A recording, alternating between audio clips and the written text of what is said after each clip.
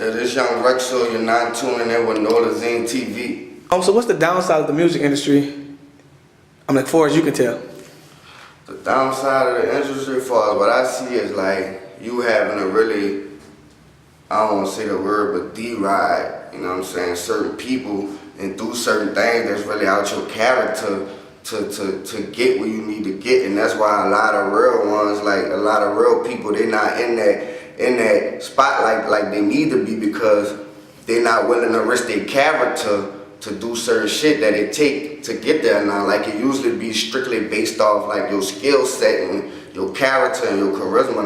Now it's like basically you do some goofy shit, like, you know what I'm saying, and get on it. Like, as far as like labels don't really want to deal with you until you popping, you know what I'm saying, and stuff like that, like trying to 360 you and all that, like, you know, it's a few downsides, man. It's all in really what you willing to take to get to where you trying to go. Everybody, where you from?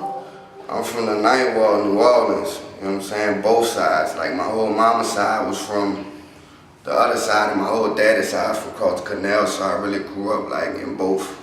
Okay, so like, when did you start making music?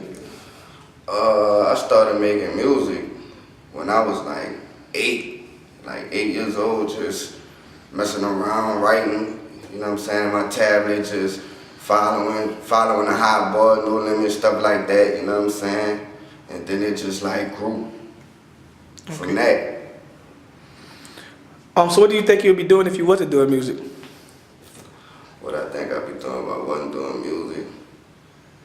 I don't know. Like, I never thought about it. Like I never wanted to do nothing else. Like, I never wanted to play football, basketball, be a lawyer, doctor, none of that. Like, I always just wanted to do music. I always wanted to rap. So do you have any projects coming up? Yeah, I got the More Grinded Muscle coming. March 24th is gonna be on all platforms, all streaming platforms. March 24th. Do you have any features on there? No, it's just mostly me doing my solo work, you know. So growing up, who influenced you to start making music? The first people that influenced me to start doing music was Juvie and the Hot Boys, you know.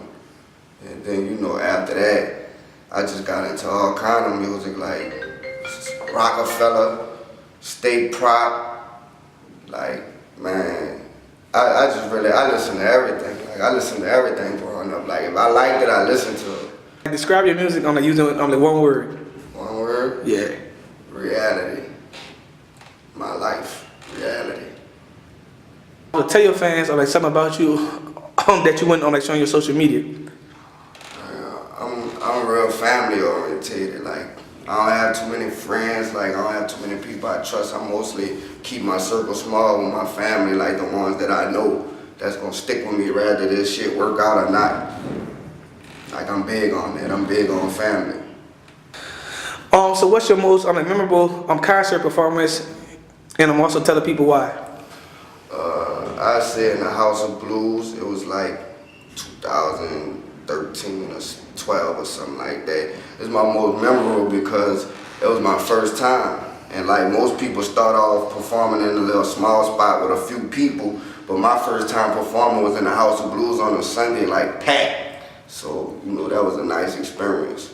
I had a little butterflies and stuff, but, you know, everything turned out all right. Okay. So what's the average day like for you? The average day? Just making music, being with my family.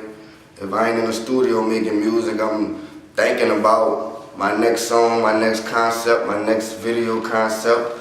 I'm just with my family, doing things with my family, you know, things that we like to do, raising my kids and stuff, you know.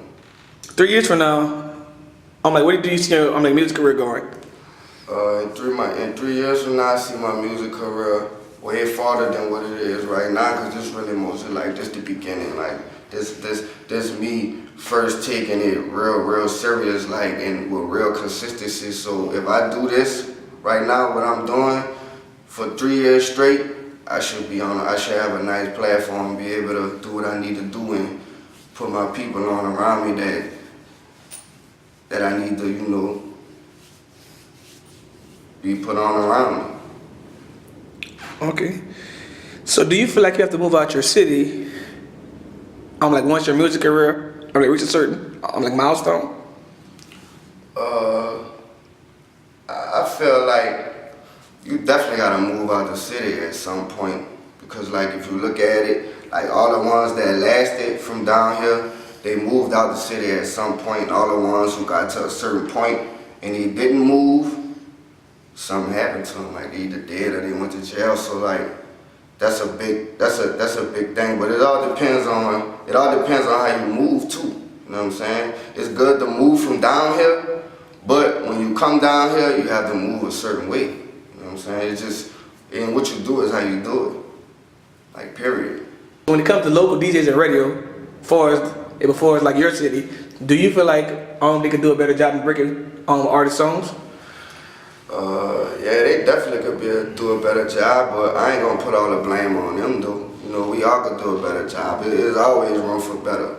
You know what I'm saying? But they definitely could do a better job at, you know, helping out because, you know, they have the access to things that we don't have access to. So, you know, it's good to gain that relationship with a DJ or something, you know, that'll help you because that's really what this shit originated from. A call and response, a rapper and a DJ. Like as time, it just drifted away from the DJ, but at the end of the day, that's still what it's all about, the origin of it. So what's your opinion on like rap beef and trolling? Rap beef and trolling, I feel like the rap beef shit and the trolling, like,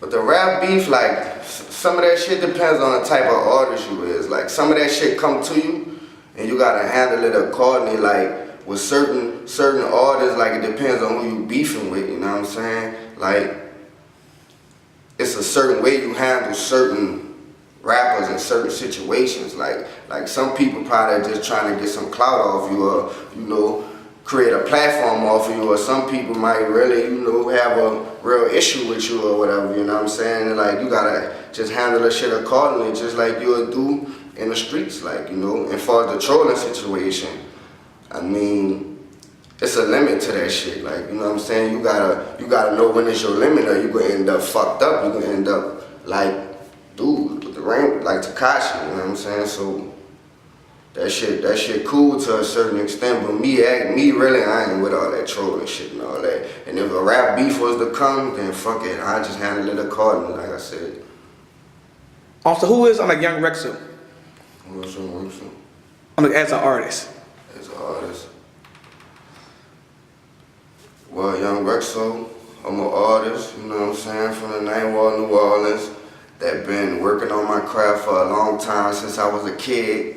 You know what I'm saying? I let a lot of things get in my way and stop me from getting to where I need to go, but I'm here for my spot and I'm here to take over, and that's just who I am. I'm hungry, I want it, and I know I got the talent, I know I got the gift, and if I don't use it right, God will take it away from me. So I gotta do what I gotta do with it.